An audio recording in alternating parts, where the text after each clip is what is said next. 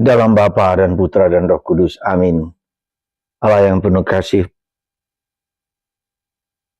betapa putramu Yesus sangat mencintai seorang pendosa sekalipun, seberat apapun.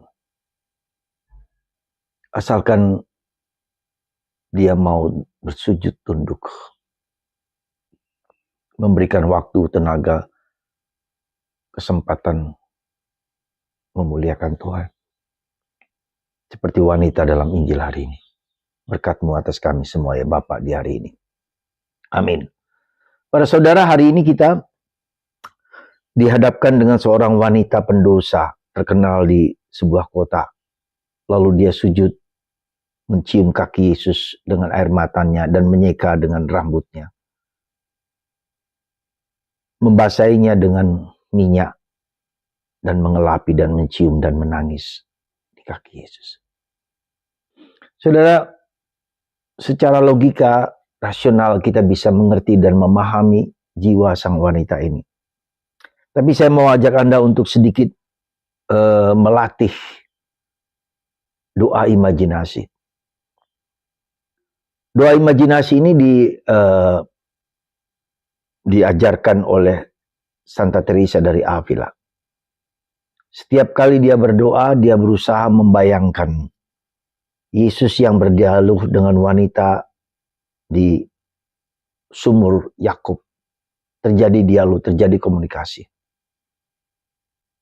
Doa fantasi, doa imajinasi ini saya kira menjadi salah satu metode dalam doa kita supaya kita bisa merasakan belas kasih Allah yang besar. Kalau kita berdoa dengan kepala kita, kita bisa mengerti tentang wanita itu, kita bisa menjelaskan wanita itu. Tapi itu hanya menyentuh sebagian dari seluruh daya kita manusia, kemampuan otak, kemampuan rasio. Coba sekarang kita memasuki salah satu kemampuan kita, kemampuan imajinasi, kemampuan fantasi. Coba Anda tutup mata sebentar dan bayangkanlah Yesus di rumah seorang Farisi. Begitu banyak orang, kebanyakan lelaki yang makan, yang dijamu oleh sang Farisi itu kepada Yesus. Bayangkanlah itu. Nah, kemudian dari itu, bayangkanlah tiba-tiba ada seorang wanita yang terkenal. Ya, pasti dia tidak ada di sana dulu. Pasti dia masuk, nerobos begitu saja masuk. Lalu bersujud di bawah kaki Yesus. Tidak bisa dihalangi. Ada suatu dorongan dalam batinnya yang terdalam untuk bersujud di kaki Yesus. Menangisi, lalu menyeka dengan rambutnya yang panjang. Kemudian ada minyak yang dia bawa, dia elus-elus. Dia cium dan dia menangis.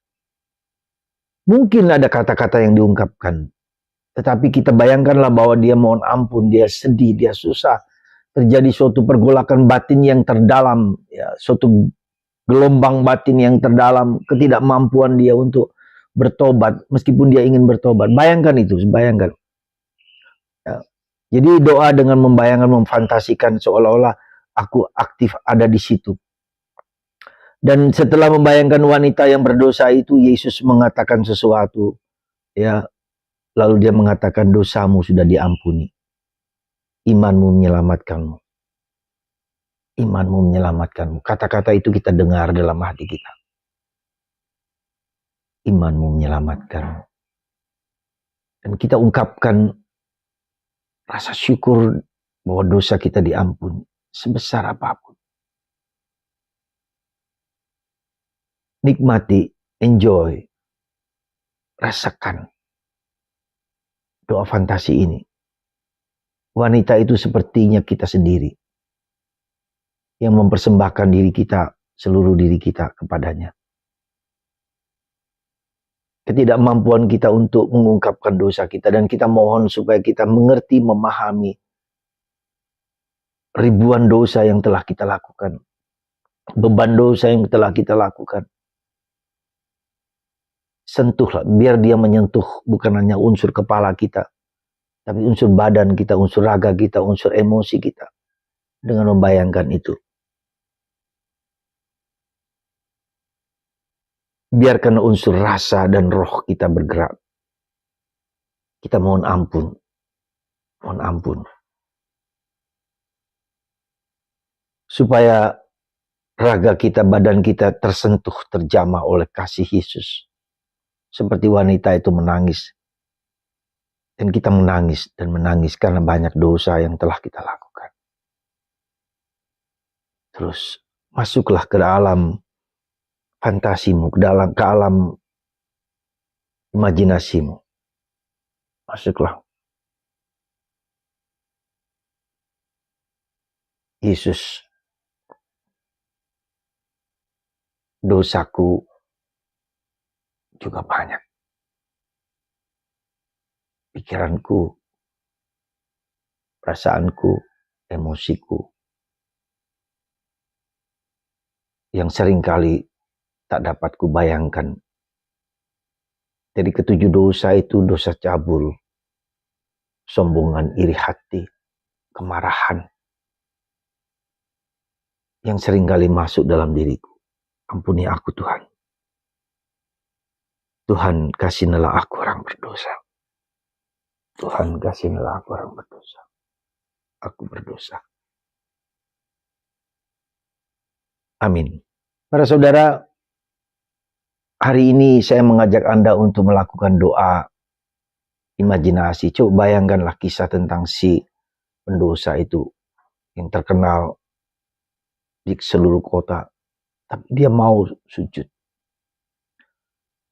Tidak selalu dosa itu membuat kita bergerak datang kepada Tuhan. Tidak selalu. Ada dua kemungkinan. Mungkin karena kalau begitu besar dosanya, dia bisa putus asa. Dia lari, semakin lari dari Tuhan.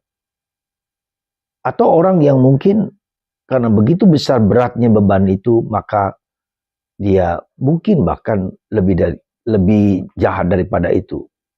Melakukan tindakan yang menghancurkan dirinya sendiri. Tapi mari, Yesus mengatakan, datanglah kepadaku kamu semua yang letih, yang lesu, dan berbeban berat. Beban dosa. Datanglah. Sebesar apapun, meskipun dosamu merah seperti kirmisi, hitam seperti arang, Tuhan mengampuni dosamu. Mari, kita latih membayangkan kisah ini menjadi doa kita. Berkat Tuhan. Sehingga renungan ini tidak hanya renungan yang menyentuh kepala, yang menyentuh otak, tapi menyentuh badan, raga, emosi, perasaanku. Dosaku diampuni. Dosa Anda diampuni. Berkat Tuhan atas Anda semua. Bapa, Putra, dan Roh Kudus. Amin.